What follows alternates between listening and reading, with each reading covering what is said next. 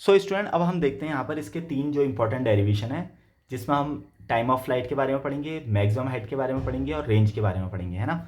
तो देखिए, time of flight होता क्या है, जब किसी ऑब्जेक्ट को स्पेस में थ्रो किया जाता है तो कितने टाइम के लिए हवा में रहता है, कितने टाइम के लिए हवा में रहता है, उसको बोलते हैं टाइम ऑफ फ्लाइट, उसको बोलते हैं टाइम ऑफ फ्लाइट। तो देखिए, इस ऑब्जेक्ट की जो इनिशियल वेलोसिटी थी वो थी u, तो मैंने इसके दो टुकड़े कर दिए, एक को बोल दिया u cos थीटा और एक को बोल दिया u sin थीटा, और यहाँ पर एंगल है हमारे पास थीटा। देखिए वेक्टर कितना इंपॉर्टेंट रोल प्ले कर रहा है इस पूरे चैप्टर में, क्योंकि वेक्टर से ही रिलेटेड सारी की सारी चीज़ें आ रही हैं।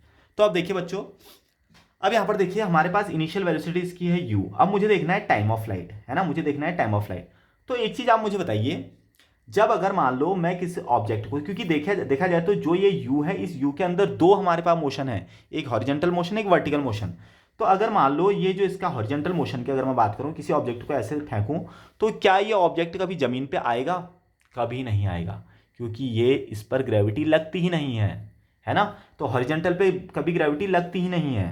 ठीक, एक्चुअल में हो क्या रहा है, जो मैंने आपको दो बॉल का एग्जांपल दिया था ना, शायद आपको उसको अच्छे से समझनी होंगी। मैंने एक बॉल को थ्रो किया इस डायरेक्शन में, तो वो बॉल तो कभी आती नहीं है, फिर दूसरे बॉल को फेंका मैंने इस डायरेक्शन में, तो वो बॉल पे ग्रेविटी लगती है।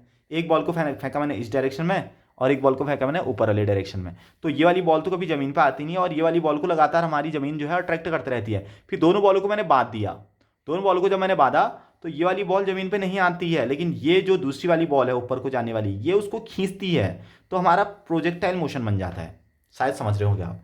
तो कहने का मतलब है, जब अगर मैं यहाँ पर टाइम ऑफ फ्लाइट निकाल रहा हूँ, जब मैं यहाँ पर टाइम ऑफ फ्लाइट निकालता हूँ, तो कौन किसी बॉल को हवा में रखने के लिए जिम्मेदार है, हवा में रखने के लिए जिम्मेदार है, यानी कि कितनी देर तक हवा में रखेगा, वो कौन डिसाइड करेगा? वो डिसाइड करेगा ऊपर वाला हॉरिजॉन्टल वाला कंपोनेंट, हॉरिजॉन्टल वाला कंपोनेंट ही डिसाइड करेगा। क्यों?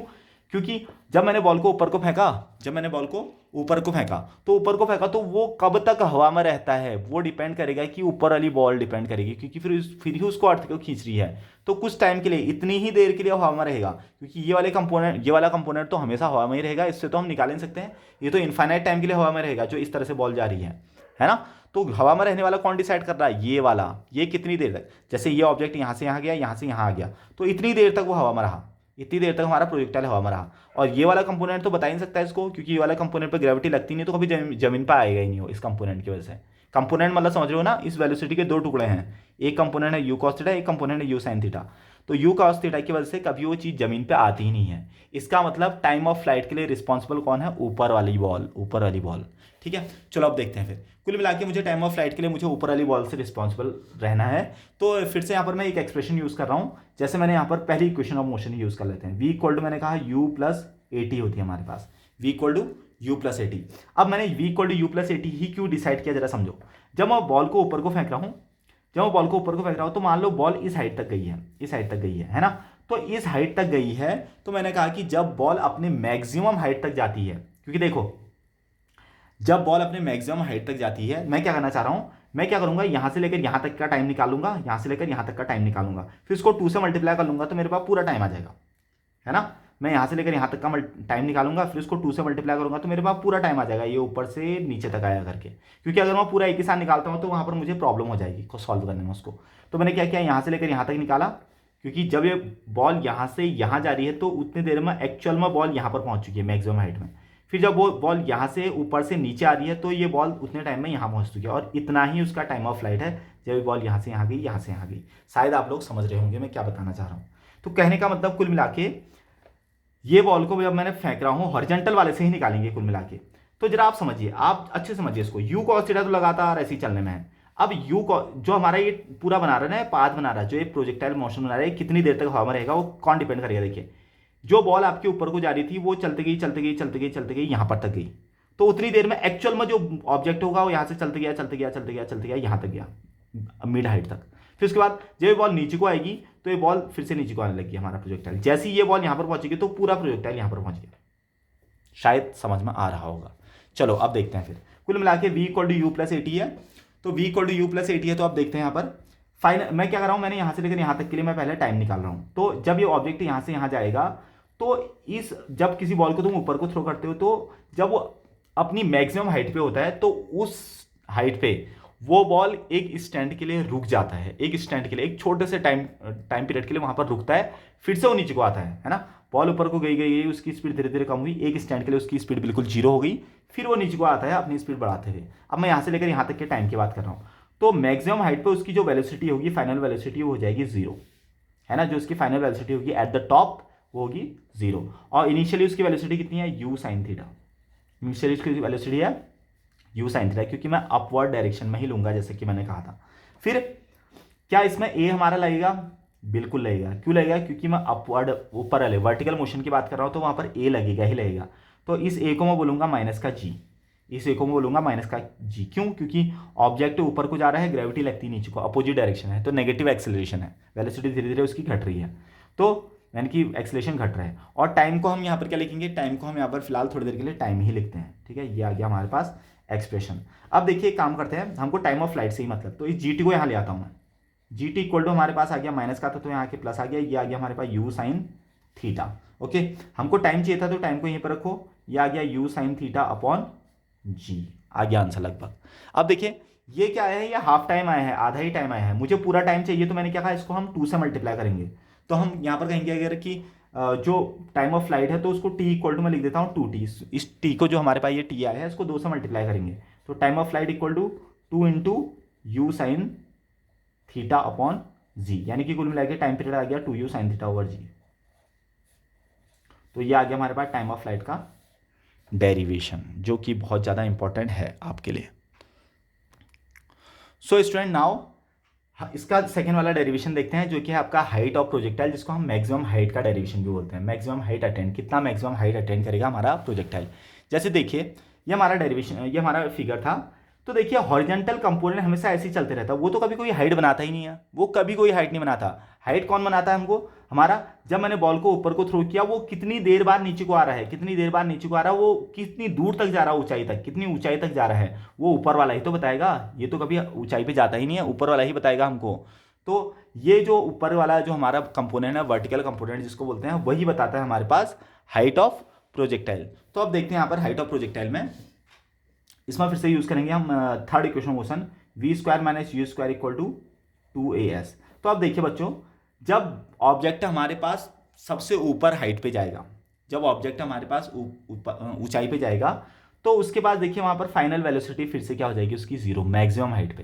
क्योंकि मैक्सिमम हाइट कब आएगी उसकी, जब वो ठीक ऊपर जाएगा और ऊपर से नीचे को आने लग जाएगा। तो इस पॉइंट तक जाने में, इस पॉइंट ऊपर तक जाने पे उसके पास जो हाई वेलोसिटी होगी, ठीक सबसे ऊंचाई पे जाने पे वहां पर उसकी वेलोसिटी हो जाएगी जीरो। फिर उसके बाद यू स्क्वायर को मैं थोड़ी देर के लिए, देखो यू स्क्वायर, देखो अब ऊपर वाला कंपोनेंट ले रहा हूं, तो u square, u sine theta ही लेना पड़ेगा मुझे क्या लेना पड़ेगा, यू साइन थीटा। तो यहाँ पर मैंने लिया यू साइन थीटा का होल स्क्वायर, क्योंकि यू स्क्वायर है, इक्वल टू अब 2। अब देखो ऊपर को जाते टाइम हमारे पास जो ए होगा वो यूज होगा माइनस का, यानी कि माइनस का जी, क्योंकि हम जा रहे हैं ऊपर को। और एस क्या हो जाएगा वहां पर, एस को हम ले लेंगे एच, जिसको हम बोलेंगे बाद में मैक्सिमम हाइट। यानी कि एस हमारा जो एस था वो क्या होता है, डिस्प्लेसमेंट। तो डिस्प्लेसमेंट मैक्सिमम हाइट का तो हो रहा है उसका, तो इसका होल स्क्वायर ओपन कर लेते हैं हम, ये माइनस वैसे ही रहा, U square sine square theta equal to minus का 2gh, माइनस से माइनस कैंसिल आउट, तो हमारे पास h इक्वल टू आ गया U square sine square theta over 2g। ये हमारे पास आ गया फाइनल एक्सप्रेशन, जिसको हम बोलेंगे हाइट ऑफ प्रोजेक्टाइल, या इसको बोलते हैं मैक्सिमम हाइट। बहुत बहुत ज़्यादा इंपॉर्टेंट, इसको एच मैक्स भी बोल देते हैं कई बार। तो ये हमारे पास है you square sine square theta over 2g। Okay, ये हमारे पास मैक्सिमम हाइट का फॉर्मूला आ चुका है। तो देखिए बच्चों, इनको आप बहुत अच्छे से समझिए, डेरिवेशन इसका सॉल्व कीजिए, तभी जाके आप लोगों को समझ में आएगा। Okay, now the last one. तो बच्चों अब लास्ट डेरिवेशन हमारा है रेंज ऑफ प्रोजेक्टाइल। देखिए अब यहाँ पर देखिए, रेंज को निकालने के लिए मैं आपको कुछ चीज़ें बताना चाहूँगा। जैसे हमारे पास हमने एक चीज़ पढ़ी होती है, speed equal to distance over time. ये हमारा सबसे फेमस फॉर्मूला होता है ना, डिस्टेंस ओवर टाइम।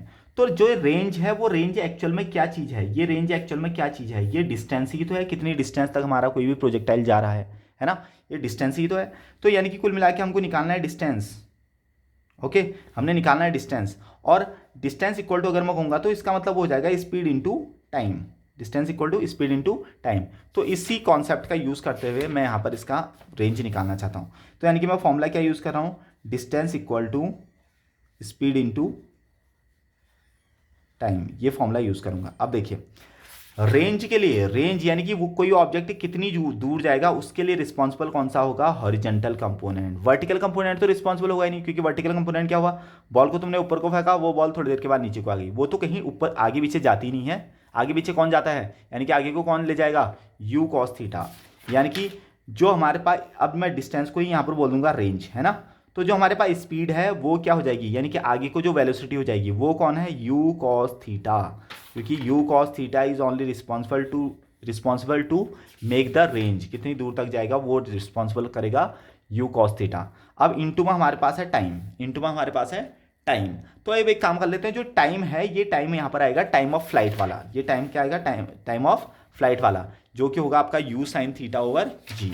तो एक काम करते हैं, u cos theta into time की जगह पर मैंने रख दिया u, two u sine theta, two u आना चाहिए, है ना, two u sine theta over g. देखिए एच इक्वल टी इक्वल आ गया two u sine theta over g, ये हमारे पास फॉर्मूला आ चुका है। अब थोड़ा सा इसको और सॉल्व कर लेते हैं, लगभग हमारे पास आंसर आ चुका है। मैंने क्या किया, स्पीड की जगह पर रखा यू कॉस थीटा, क्यों, क्योंकि horizontal component is already responsible for range, तो that's why I used speed as u cos theta. और टाइम आ गया हमारे पास टी, है ना। तो अब जो टी है वो टी क्या है, टाइम ऑफ फ्लाइट, कितनी देर तक के लिए वो वहाँ रहेगा, कितने टाइम तक के लिए रहेगा, वही हमारी रेंज बनाएगा। तो इस टाइम की जगह पर मैंने पीछे से टाइम ऑफ फ्लाइट का फॉर्मूला यूज़ किया, जो है हमारे पास two u sine theta over g. अब इसको थोड़ा सा बहुत सिक्वेंस से लिख लेते हैं। देखो यू दो बार है, तो यू स्क्वायर को मैंने एक साथ लिख दिया, फिर टू भी है, साइन भी है, थीटा कॉस भी है, तो two sine theta cos theta over g, इस तरह से लिख दिया। फिर एक मैथ्स में हमारे पास एक फॉर्मूला होता है, क्लास 11th की ट्रिग्नोमेट्री में, फिजिक्स वाले भी आप लोग अच्छे से सुन लीजिए। Since sine two theta equal to two sine theta cos theta, ये बहुत फेमस एक क्या कह सकते हैं फॉर्मूला है, ठीक है। तो इसका मतलब two sine theta cos theta की जगह पर मैं क्या लिख सकता हूँ, साइन टू थीटा, क्योंकि हमारे पास एक फॉर्मूला है ओवर जी। ये हमारे पास आ गई इसकी रेंज, बहुत ज़्यादा इंपॉर्टेंट डेरिवेशन, ठीक है। ये तीन के तीन डेरिवेशन बहुत ज़्यादा इंपॉर्टेंट है। आज हमारे प्रोजेक्टाइल मोशन के सारे डेरिवेशन खत्म हो चुके हैं। कल हम इससे रिलेटेड बहुत सारे क्वेश्चंस करेंगे, न्यूमेरिकल करेंगे, कॉन्सेप्चुअल क्वेश्चन करेंगे, क्यों कि कोई ऑब्जेक्ट कितनी दूर तक जाता है, कैसे कैसे इससे न्यूमेरिकल आते हैं और एग्जाम के लिए कैसे इंपॉर्टेंट है, इन सब चीज़ों के बारे में डिटेल में स्टडी करेंगे। फिलहाल आज आप लोग इन सब की प्रैक्टिस कीजिए। Thank you.